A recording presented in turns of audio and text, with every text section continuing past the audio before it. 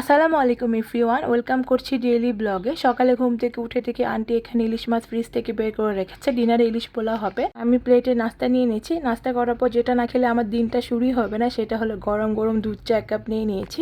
রাখার পর চলে গেলাম রান্নাঘরে। এখানে মামনি সজিনা আর শোল মাছ দিয়ে একটা তরকারি রান্না করেছে। আন্টি সিএসডিতে গিয়েছিল বাসার কিছু বাজার আনার জন্য। আমি একটু বিকেলবেলা বাইরে গিয়েছিলাম। আজান এখানে চিপস কিনেছে আর রেইনবো কালার কিনেছে, সেটাই দেখাচ্ছিল। এখন বাসার দিকে চলে যাচ্ছি। রাস্তা পুরো ফাঁকা, মনে হচ্ছিল এখনো সবাই ঈদ করে আসে নাই। পুরো রাস্তা একদমই ফাঁকা ছিল, ঠান্ডা ঠান্ডা বাতাসও ছিল।